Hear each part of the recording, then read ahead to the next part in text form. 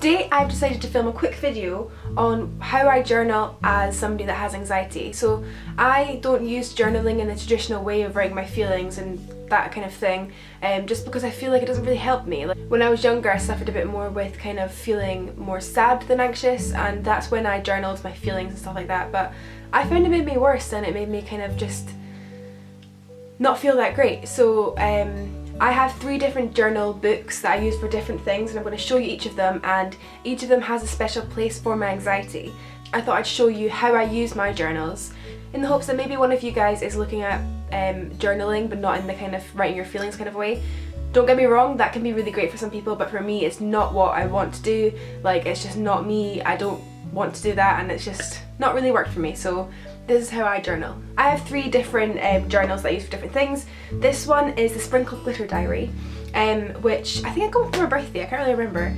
But I actually really like this diary because it's just really good. Like, it's got like obviously like a normal week, like Monday to Sunday, but then on each other page it's got kind of like little fun things and motivational things, which I think is really nice.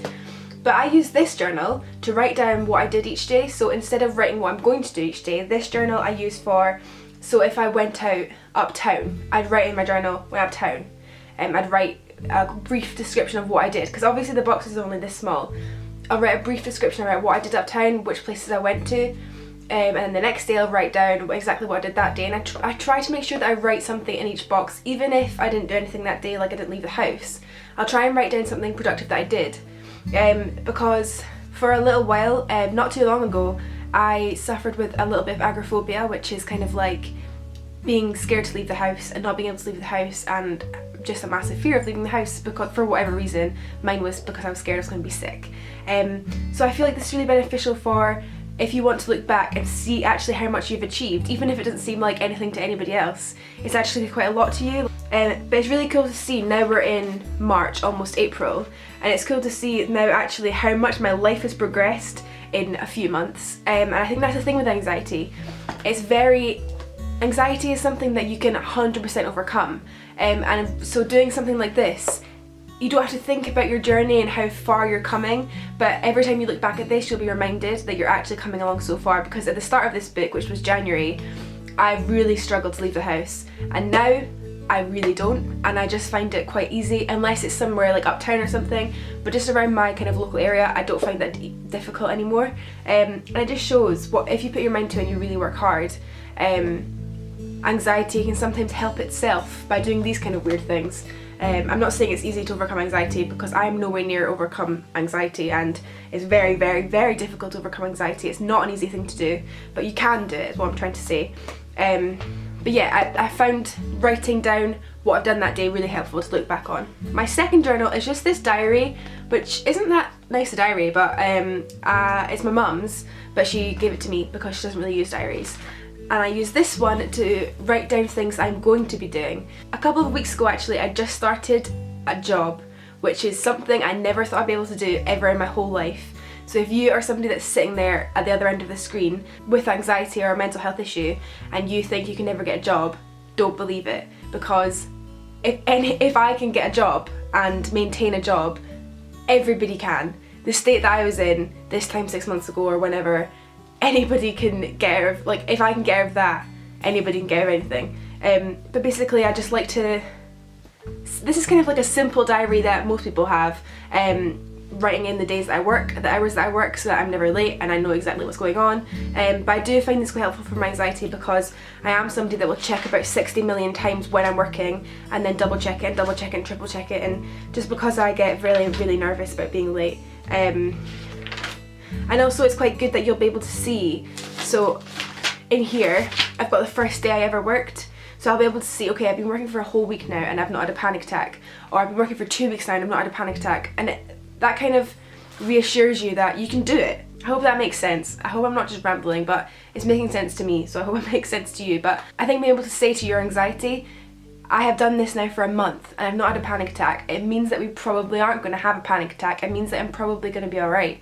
I'm going to be making a whole other video on working with anxiety and having a job and having anxiety at the same time, because it's something that I never thought I'd be able to do, and that I want to chat to people about, because you can do it. This is my last notebook thing, and I really like this one. I think this one was from Waterstones, and I just like it because light bulbs and stuff. Anyway, this is my book that I write everything in. I really like the opening page. It's kind of like about how the book was made, I think. I don't know, I've not actually read it, but I just like it. So I write in here all the stuff that I want to talk about, either on my blog or my YouTube channel about anxiety. So if I'm having a time where I think of an idea that I'd like to talk about, or something that I've struggled with that I've overcome, or something that I'm still struggling with, or just a general idea, I'll write it in here. But I also have things like a distraction list. So I've got lots and lots and lots of things to do that I can do when I need to be distracted from anxiety. I've got all that kind of stuff, so anxiety tools in here. I've got 1,000,001 things in here, and it's not even halfway through.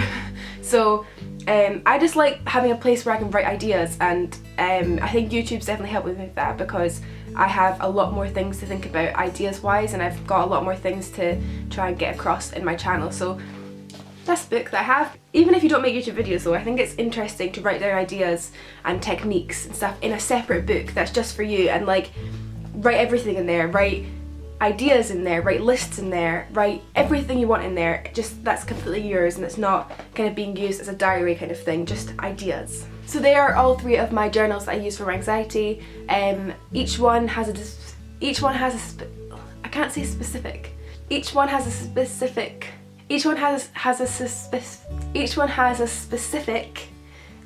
use, so I don't like them all being jumbled together. Maybe that's another anxiety thing or OCD thing, but I just like them being in their separate places. I think all of them I've gotten a lot of use out of. They've actually genuinely though helped me get to this point. This isn't kind of just like a thing that people say.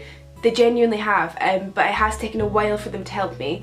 I think if you use it for like maybe a month or something, you'll start seeing the benefits of being able to look back and say, look what I did, or look how far I've come, or even just things like, oh my god, I actually went to the shop that day and maybe I can do it again this week. And it's easier to build up, I think, when you've got something like that, being able to say, okay, last week I went out 2 days a week and I did those 2 things. Next week I'll try and go out 3 days a week and I'll do these things, that kind of thing. I think it's easier to make goals when you can see what you've achieved in the past.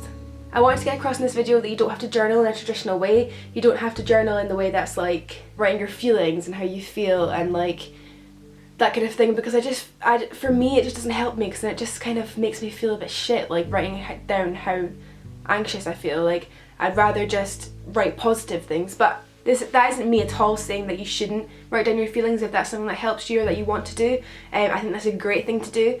A lot of YouTubers actually talk about how they journal and how it helps them, so there's plenty of different ways to journal, but these are some ideas that people don't usually talk about, but that have helped me quite a bit. So that's everything I wanted to talk about today. I hope that you enjoyed this video and that you took something maybe away from it, or that you're going to maybe try and journal in these kind of styles and see how it works for you. But thank you very much for watching, and I'll see you soon. Bye!